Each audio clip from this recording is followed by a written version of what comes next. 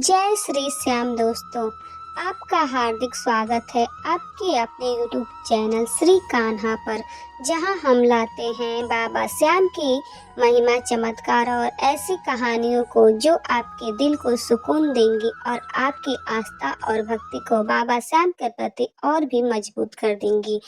आज मैं आप लोगों के लिए बाबा श्याम की एक ऐसी कहानी और चमत्कारिक उपायों को बताऊंगी जिससे आप अपने जीवन की सारी परेशानियां और उलझनों को आसानी से कम कर सकती हैं। अगर आप पहली बार मेरे चैनल पर नए आए हैं तो मेरे चैनल को सब्सक्राइब जरूर करें और बेल आइकन दबाएं ताकि जो भी वीडियो की नोटिफिकेशन है आप तक सबसे पहले पहुंचे। मेरे इस वीडियो को अपने और अपने परिवारजनों में, दोस्त जनों में शेयर जरूर करें ताकि आप पर और बाकी भक्तों पर बाबा श्याम की कृपा बनी रहे। और कमेंट में जय श्री खाटू श्याम लिखना ना भूलें। तो बोलिए जय श्री खाटू श्याम। आज की इस वीडियो में मैं आपको एक ऐसी कहानी सुनाऊंगी जो एक साधारण परिवार की है, जिनके ऊपर लाखों का कर्जा था, लेकिन बाबा श्याम की कृपा से उनके लाखों का कर्जा चुटकियों में दूर हुआ और उनके घर में फिर से खुशियां वापस आ गई। जय श्री खाटू श्याम। ये कहानी है राजस्थान के एक छोटे से गांव की, जहां एक दंपति रहते थे जिसमें महेश और उसकी पत्नी शीला अपने 2 छोटे बच्चों के साथ रहती थी। उनका परिवार एक साधारण परिवार था। महेश एक आशावादी, शांत स्वभाव और ईमानदार व्यक्ति था। उसके इसी स्वभाव के कारण उसके आस पड़ोस के लोग उसके साथ मिलजुल कर रहते थे। उसकी पत्नी शीला भी एक धार्मिक प्रवृत्ति की थी, जिसे भगवान का भजन कीर्तन करने में अच्छा लगता था। वह रोज सुबह उठता और अपना दैनिक कार्य करके बच्चों को स्कूल छोड़ते हुए अपनी दुकान चला जाता और बड़ी ईमानदारी से महेश अपना व्यापार चलाता। इधर शीला भी अपने प्रतिदिन का घर गृहस्थी का कार्य करते हुए भगवान का पूजा पाठ करती और अपने घर को सुंदर, स्वच्छ और स्वर्ग बनाकर रखते थे। इसी तरह दिन धीरे धीरे बीतते रहे। एक दिन अचानक महेश अपने दुकान में बैठा था, तभी उसके मन में विचार आया कि मेरी दुकान तो एक छोटी सी दुकान है, इसी से घर का सारा खर्च चलता है।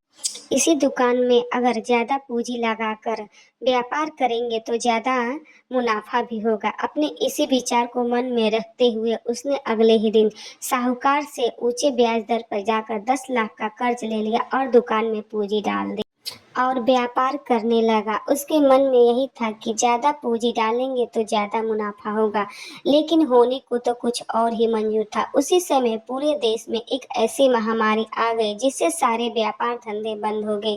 महेश का दुकान भी बंद हो गया। अब वह घर पे रहने लगा।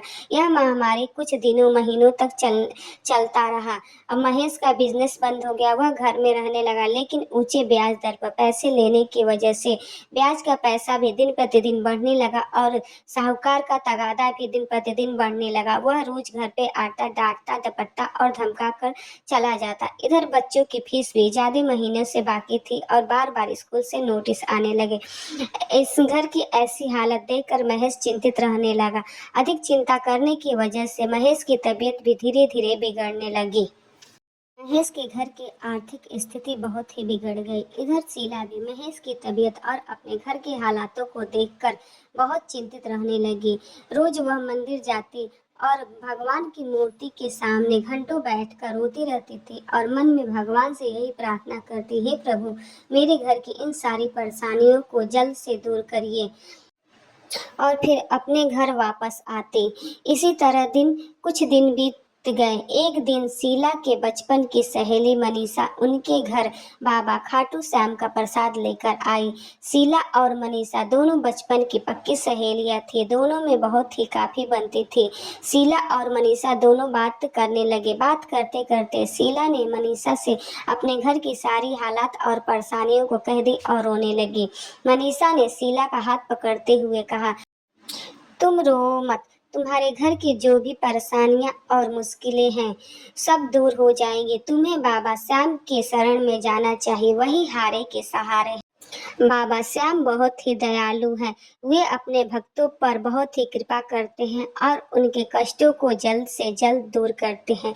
इसके लिए सबसे पहले तुम्हें बाबा श्याम की एक फोटो और लाल रुमाल लेकर आना है और उस फोटो को अपने पूजा के स्थान पे रख देना है। उसके बाद एक पर्चे में अपने घर की परेशानियां, हालात और कर्जों को लिखकर लाल रुमाल में गांठ बांधकर उस फोटो के पास रख देना है और सुबह शाम बाबा श्याम की भजन कीर्तन और आरती करना है। ऐसा कहते हुए मनीषा अपने घर चली गई। इधर दूसरे दिन शीला मार्केट से बाबा श्याम की एक फोटो और लाल रुमाल लेकर आई। फोटो को अपने पूजा के स्थान पर रख दी और मनीषा के कहे अनुसार एक पर्चे में अपनी सारी परेशानियां, कर्जों को लिखकर लाल रुमाल में बांधकर बाबा के फोटो के पास रख दी और सुबह शाम बाबा श्याम का भजन कीर्तन आरती करने लगी। ऐसा करते हुए उसे कुछ ही दिन बीते थे कि उसके घर का माहौल बदलने लगा और घर की हालत में भी सुधार होने लगी। महेश की तबीयत भी धीरे धीरे ठीक होने लगी। महेश शीला का पूजा पाठ और भजन कीर्तन देखकर उसे भी अच्छा लगता। अब वह रोज शीला के साथ भगवान श्याम का भजन कीर्तन और पूजा पाठ करने लगा। इधर देश की महामारी भी धीरे धीरे खत्म हो ही गई थी। अब जबकि महेश की तबीयत में सुधार हो गया तो वह अब मन में विचार करने लगा कि अब मुझे अपने दुकान जाना चाहिए और व्यापार नए सिरे से शुरू करना चाहिए। ये सब देखकर शीला के मन में एक उम्मीद की नई रोशनी जग गई और बाबा श्याम के प्रति उसकी श्रद्धा और भक्ति और भी अटूट हो गई। अब वह मन लगाकर और भी भगवान का पूजा पाठ और भजन कीर्तन करने लगी। महेश अब प्रतिदिन दुकान जाना शुरू कर दिया और पूरी मेहनत और ईमानदारी के साथ अपने व्यापार को चलाने लगा।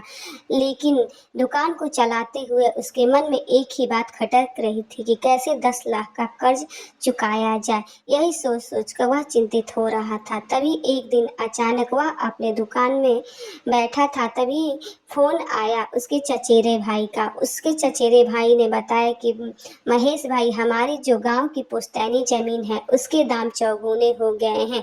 अगर आप चाहते हैं उसे बेचना तो आकर बेच दीजिए। यह सब सुनकर महेश बहुत ही खुश हुआ और तुरंत घर आकर बाबा श्याम की फोटो के सामने प्रणाम किए और बाबा को धन्यवाद दिया और शीला को पूरी बात बताई और अगले ही दिन जाकर उस जमीन को बेच दी और उसके चौगुने दाम मिले। उन पैसों से उसने सबसे पहले जो भी कर्जे थे उसको चुकाया और जो बाकी पैसे बचे उससे उसने अपनी एक बड़ी सी दुकान खोली और फिर तुरंत अपने पूरे परिवार के साथ जाकर खाटू श्याम बाबा श्याम के दर्शन